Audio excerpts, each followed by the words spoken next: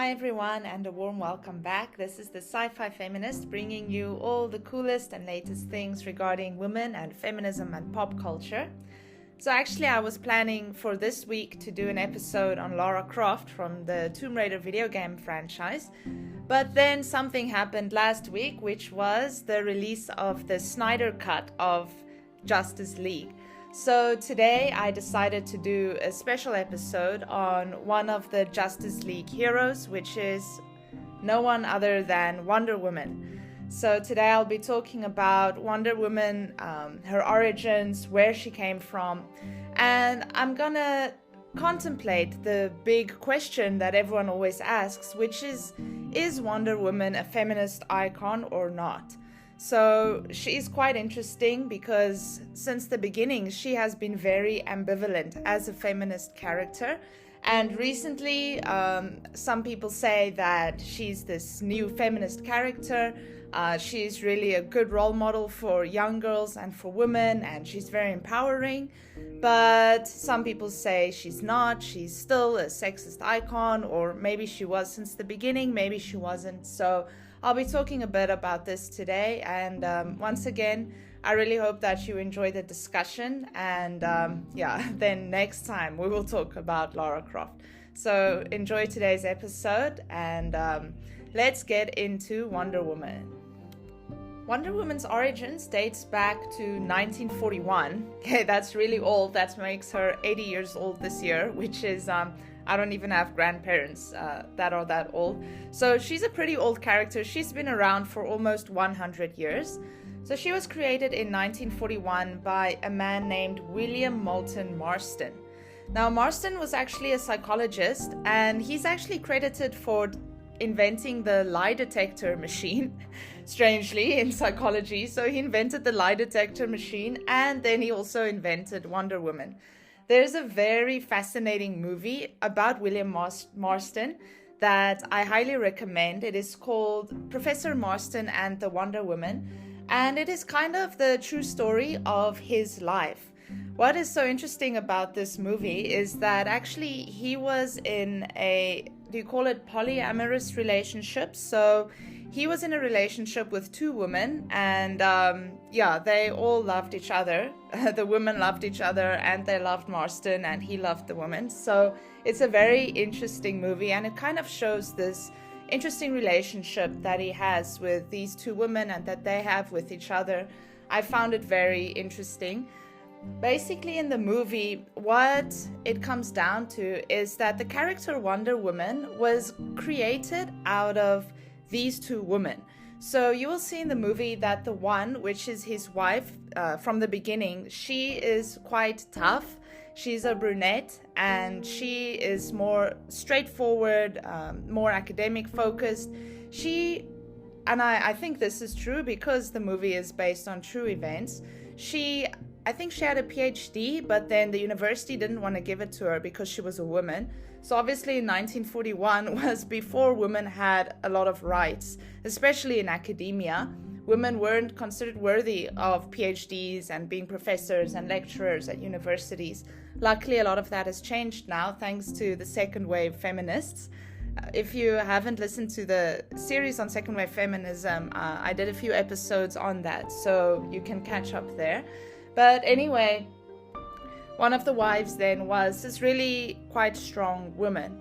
Then later they meet a student who is this really blonde, sweet girl. It's interesting how they are so opposite to each other. So she's a blonde girl. She's portrayed as really sweet and kind and more traditionally feminine, I would say. And then she kind of goes into a relationship with Marston and his wife. And then they create a family like that. So the woman also had lots of children. I don't know how many in the movie, I stopped counting, but they created this really big family. And then Wonder Woman was created out of these two women. So I guess that is kind of where this really contradictory origin of Wonder Woman comes from. When I saw that movie, I thought it was really at how different these two women are that inspired the character, and that we see these really strange representational conflicts in Wonder Woman, the character herself. So on the one hand, Wonder Woman is considered a feminist icon because she was, and this was what William Marston wanted to create at that time, because at that time there weren't any female comic book heroes. You had the Supermans and the Batmans, but there weren't any female heroes. So Wonder Woman was the first of her kind. And Marston once said that he wanted to create a female hero that is strong, so she's not weak and submissive, and that can have like superpowers, that is tough, that saves people, that basically does everything that we see the male heroes do in the comics. But very interestingly, and this is the opposite side, is that Wonder Woman does all of her saving in her really skimpy Wonder Woman outfit. It's kind of like a costume or like a swimming costume or a leotard. And since the beginning, she's always had quite, her feminine signifiers were always emphasized. Her breasts, her butt, thin waist. She's tall and beautiful, and she's basically the ideal woman. And then more than that, we often see themes of bondage come out in the Wonder Woman comics. And at some point, actually, the Wonder Woman comics were being censored because they say there were too many sexual undertones. So you would see Wonder Woman often being tied up by her own lasso and all these really sexual themes or undercurrents that take place in the comics. And once again, this relates to Marston's life. If you watch the movie, you see that him and the woman also often tied each other up, if you understand what I mean. So I'm not going to go into that. But I highly recommend that movie, and I will give the name of the movie in the description so that you can watch it if you haven't already. So yes, that's kind of where Wonder Woman came from, and I think that is why she is up to today, even 80 years later, she's quite ambivalent as a feminist character.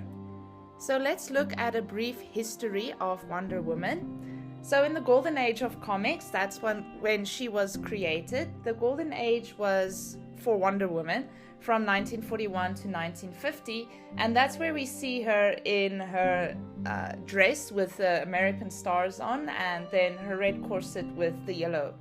Then there was the Silver Age of comics, in which she changed a little bit. She had kind of like blue shorts, so her blue skirt was replaced by blue shorts. And then in the Bronze Age, she was a little bit more sexualized. You see that she's getting the leotard and not the shorts anymore. And that was from 1970 to 1985. Sorry, the Silver Age would be from 1956 to 1970. And then the Modern Age, which is considered to be from 1985 to today.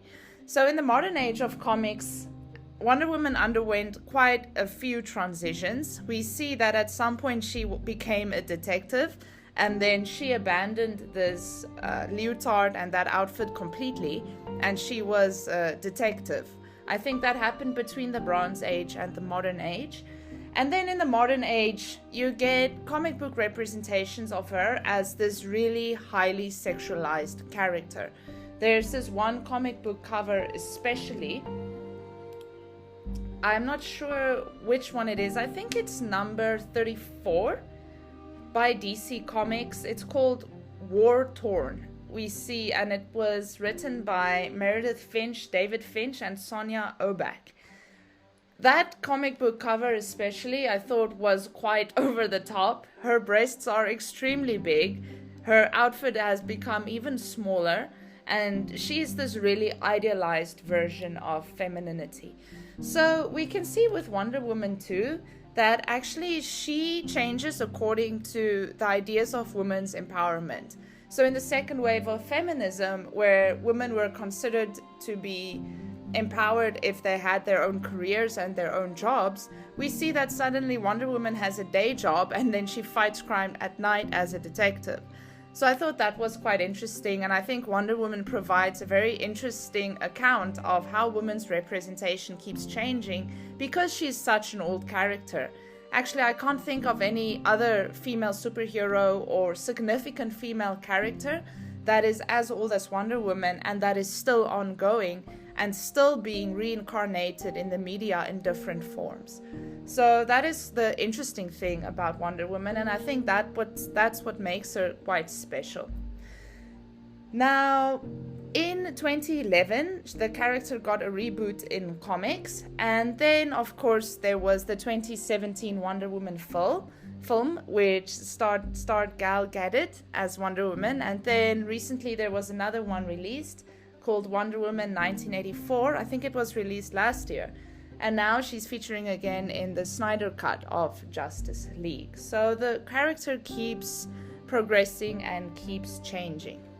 For the rest of the episode then, I'm going to look at a certain part of feminism called postfeminism, which I think provides a really useful framework for analyzing such an ambivalent character, and I think her representation will make more sense once we understand postfeminism. And then I will also look at how she's portrayed in Justice League. Obviously, the Snyder Cut is not a new movie, but I think the additions, the 2 hours of footage extra, provides a bit more context on Wonder Woman, and I would like to briefly touch on that too. So I hope that you enjoy the rest of the episode. First off, let's look at post-feminism. It is generally believed that post-feminism emerged within cultural, academic, and political contexts in the late 20th century and early 21st century in Europe and in America, in which consumer middle-class aspirations played a key role. Post-feminism is also linked to the increasing importance of the media and consumer culture, where second-wave feminism's collective activist struggle was being replaced with individualistic assertions of consumer choice and self-rule. So actually, post-feminism has often been termed, because of this, commodity feminism, popular feminism, or media-friendly feminism. And it has consequently also been accused for the depoliticization of the feminist movement, as well as the reinforcement of dominant patriarchal ideologies perpetuated by popular culture.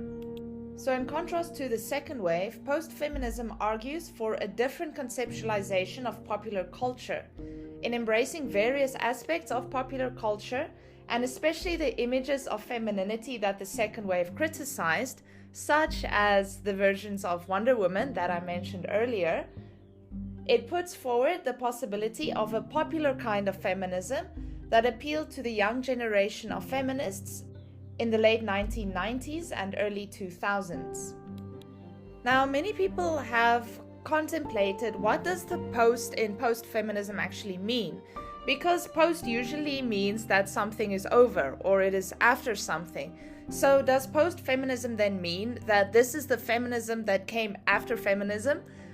This becomes quite tricky. So there are two broad ways in which the post in post-feminism is interpreted.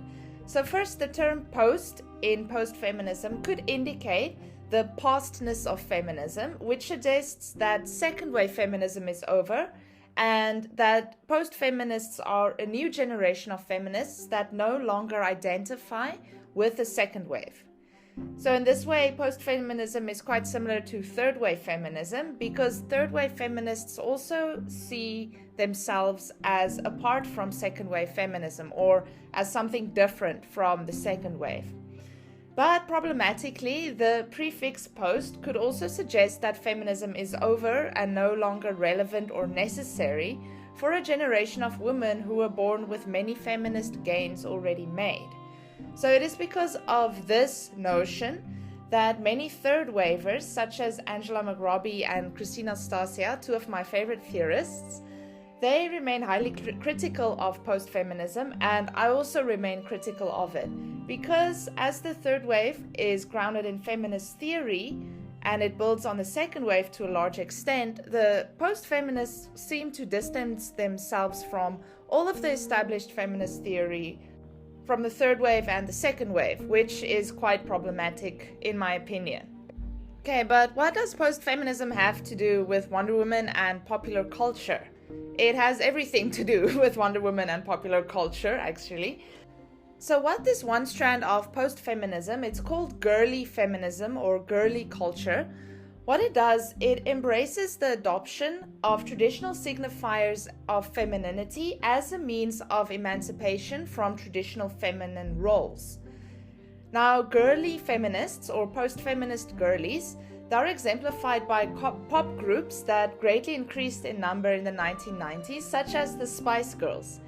And what they aim to do is they try to reclaim the word girl by dressing in pink, using makeup and nail polish, and celebrating pretty power. The Pussycat Dolls have also been listed as post-feminist girlies, so I ask myself, are the Pussycat Dolls and the Spice Girls, are they feminists?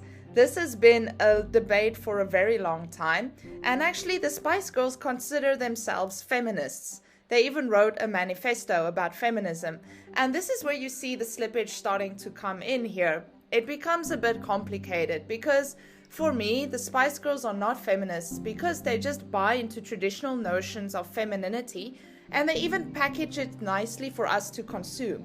You have Baby Spice, Sporty Spice, I don't know the other two spices, but basically they commodify feminism and they sell it to us as a product, and then they say that's feminism. But in my opinion, what they're just doing is selling patriarchy right back at us. I've called this patriarchy in disguise, or patriarchy disguised as feminism, because I don't really think this is truly what feminism is about. And this is, of course, where Wonder Woman comes in. Wonder Woman is strong and she fights and she has superpowers and she can do everything that the male heroes can do, but she still sells traditional femininity to us. How does she do that? She does it with her big breasts and her thin waist and her long hair and her big butt. Now, you may of course ask the question, why can't a character have all of these feminine signifiers and be a feminist character? And I guess this is the whole point of post-feminism, is they argue that that in itself is empowering. Why do we need to deny our femininity in order to be feminists? And I guess there is no answer to this. I'm just putting these things out there, and it's up to you to create your own opinion of what it is about. There's a reason why post-feminists see the second wavers as old-fashioned and as mannish and as unfeminine and as gross because, like I explained in the series on second wave feminism, actually second wave feminists deny these feminine signifiers because they deem it oppressive for women. So yes, we can go on about this forever, but let's go on to the next thing, which is girl power. Girl power came into being as a result of girly feminism, and this also took television and music by storm in the late 1990s. Girl power professes to reclaim elements of femininity and girlishness in fashion and style, and discard the notions that feminism is anti-feminine and anti-popular, and that femininity is always sexist and oppressive.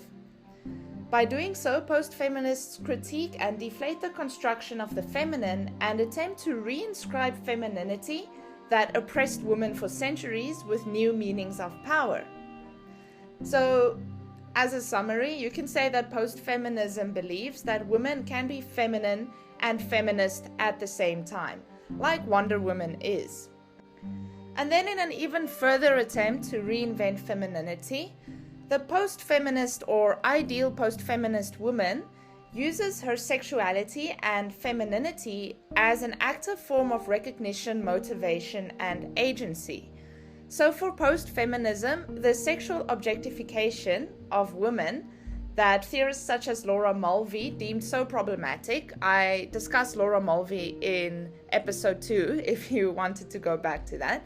So Laura Mulvey said that sexual objectification is really problematic, but for post-feminists it's reinterpreted as sexual subjectification, and women's sexuality is declared not to oppress them, but it rather becomes a means for them to attain freedom and power. And this is where Wonder Woman comes in again. Like I said earlier, Wonder Woman is quite sexualized. There's a lot of emphasis on her breasts, and her outfit becomes smaller and smaller over the years. And even in the 2017 film, her outfit is quite revealing. Even though there's not so much emphasis on that, her outfit is quite revealing, and we often see her panty as she flies over. For post-feminists, that is not a problem at all. That is the thing that empowers Wonder Woman, that makes her a feminist character. So again, I don't quite agree with this, because still I feel like young boys watch Wonder Woman and they watch the movies and they get a certain idea of what the ideal woman is like. And then if normal women, which is 99% of the world, are not like that, then it's a problem. And then women's bodies are policed, and then women have self-esteem issues, and still Wonder Woman is the ideal woman. She is not like everyone else, and I feel like that creates a false idea of what a woman should be or what a woman is like. So yes, what post-feminism deems as empowering, I don't really think so. I still feel like it's patriarchy in disguise. But then again, you are entitled to your own opinions, so maybe for some people this is empowering. Relating to this idea that women are now active subjects, provocative imagery of women is then no longer interpreted as enacted sexism, where women are the object of the gaze, but women are now the subject of the gaze because the sexualized imagery is out of their own choice. And this is a classic strategy by many pop stars like Beyonce, Miley Cyrus, Madonna, the Spice Girls, Britney Spears. They're all quite sexualized, but because they're doing it out of their choice, it is considered as feminist. So I'm sure you all know Miley Cyrus considers herself a feminist. I'm sure she does. We saw in that Mother's Daughter video that is very overtly feminist. It even has like feminist texts in between the video shots. But then we see Miley Cyrus swinging naked on a wrecking ball in her music video for Wrecking Ball. And while I think that this is clearly objectifying her, this is considered as empowering and as symbolic of her control over her own sexuality. And this is considered empowering. And then all of the things Miley Cyrus does in the media, I often see on her Instagram, there's some naked picture of her, or she's often half naked in her pictures.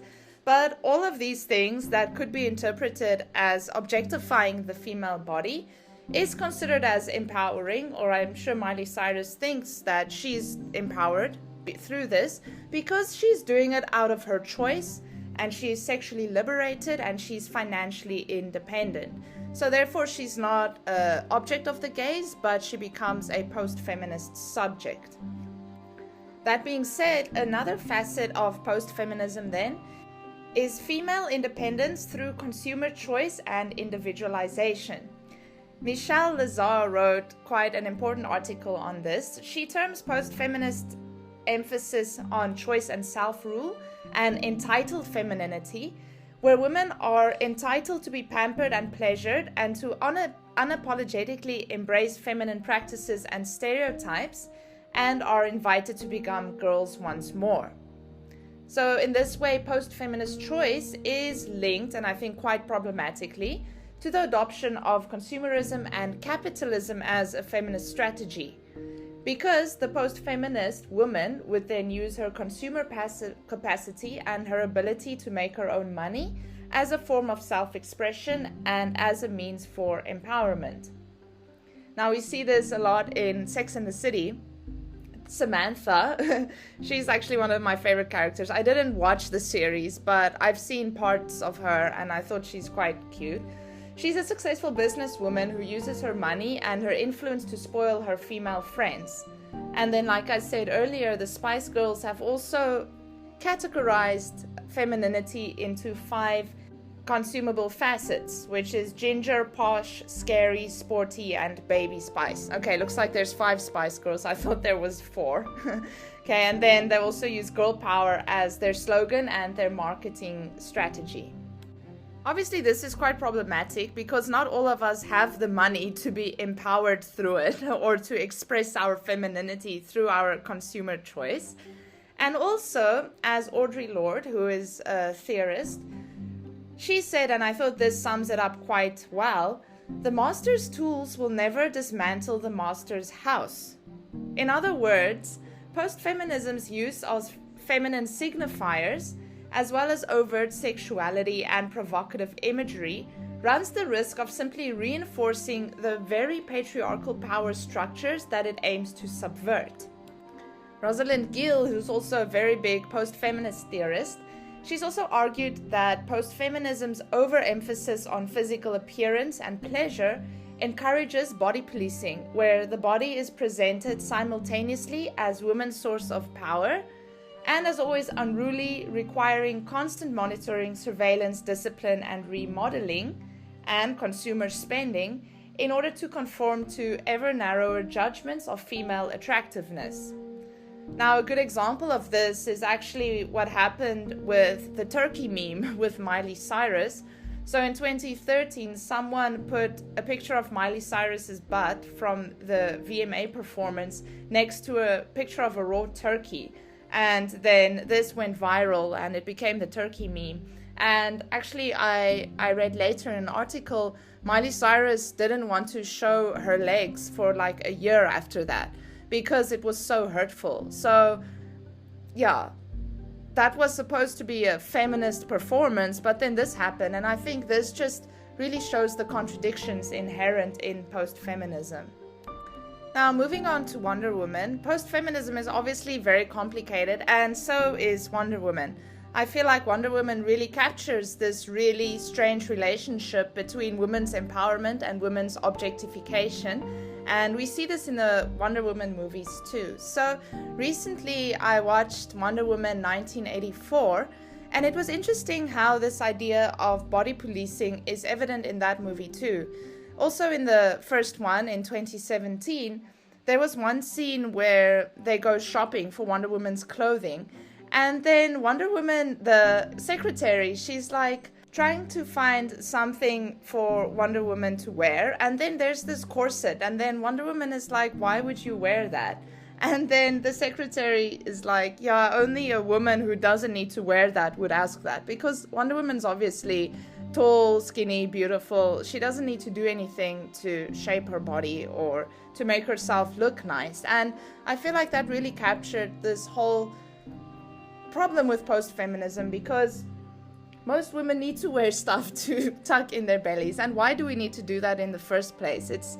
Why is that expected of us? It is because of images like this in the media, because of these post-feminist representations of women, that women are feeling forced to kind of alter their bodies. I know a lot of this has changed, but I still feel like this is kind of the dominant ideology, or what women feel they need to do in order to be accepted.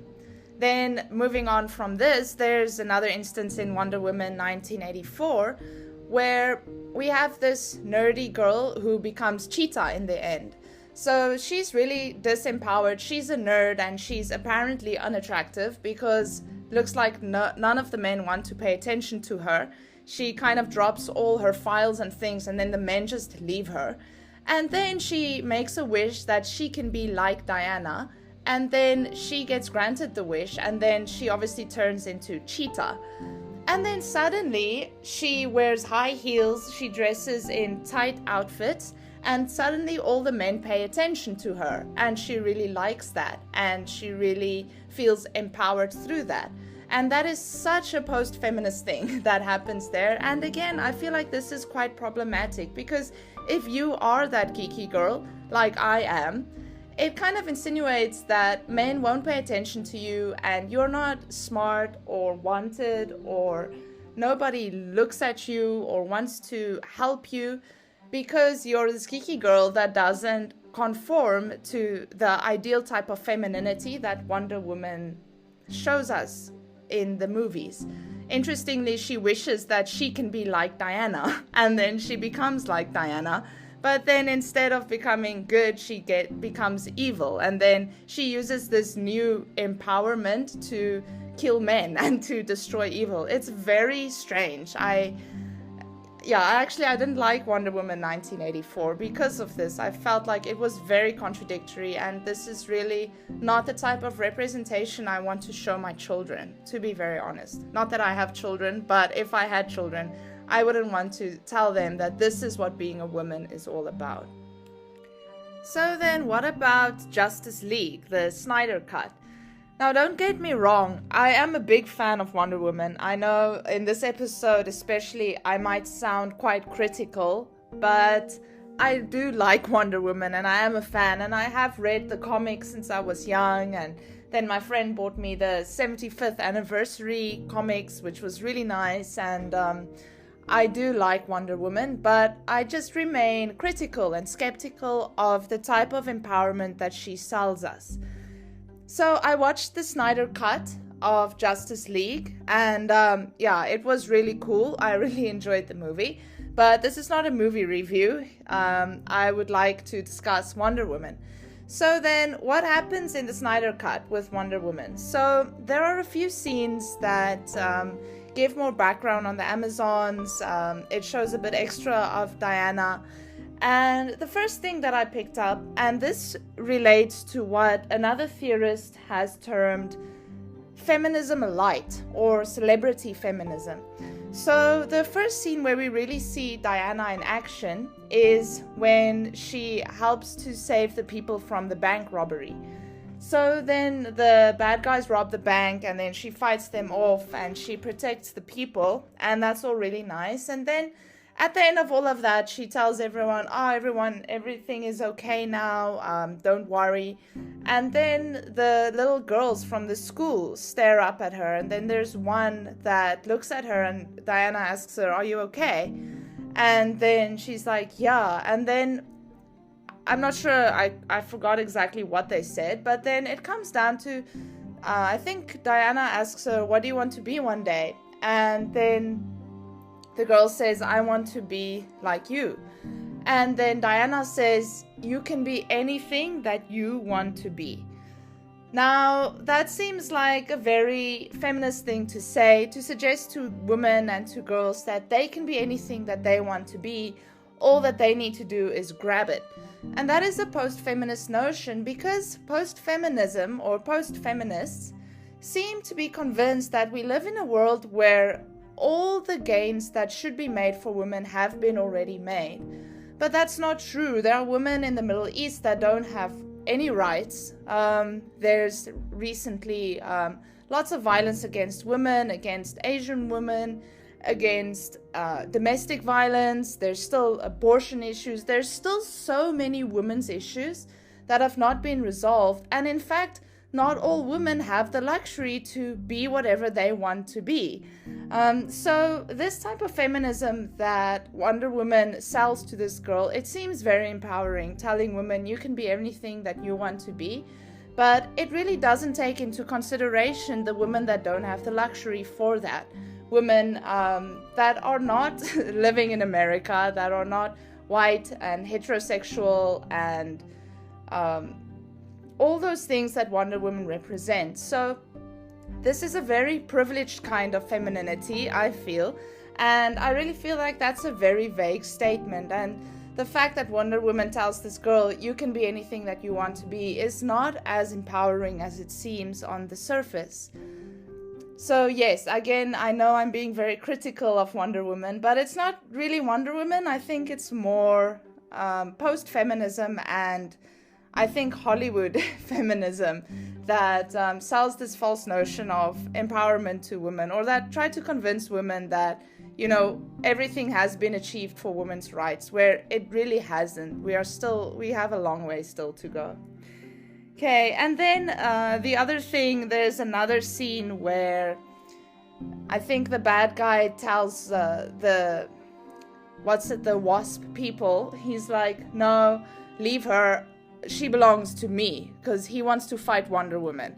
So he says his words are, she belongs to me. And then again, the camera zooms up on her and she's like, I belong to no one.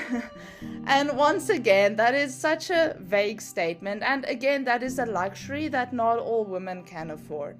some women are not in the position to belong to themselves. Some women have to, for financial reasons, because they are disadvantaged, because of certain societal or structural laws.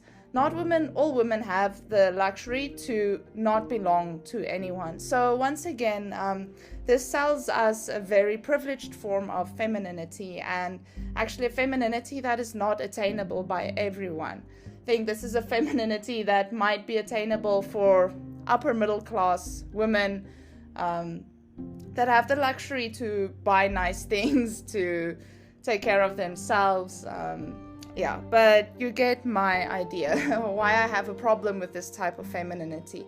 And this is what post-feminism is. It just is what it is. And I think this has become the dominant ideology, especially in Hollywood, that sells us this type of feminism. Now, other post-feminist women, and I will discuss some of them in future episodes, some of them include Lara Croft. If you know, maybe not the new version of Lara Croft, I'll definitely deal with that. But definitely the old version of Lara Croft. Once again, we have this tall heroine, Angelina Jolie, who is like the above average woman. Not everyone looks like her, and not everyone can fight like her or have the money that she has. So that Lara Croft in the old version of her would definitely also be this post-feminist form of femininity, as well as like the Charlie's Angels. I can't think of any other ones now. There are many in popular media.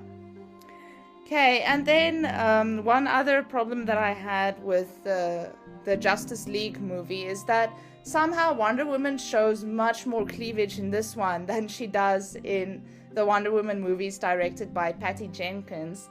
We see the entire scene where she's in the Batcave. She has this really low halter shirt. And then she always has these tight leather pants and high boots. And then she kind of raids a tomb in her high heels.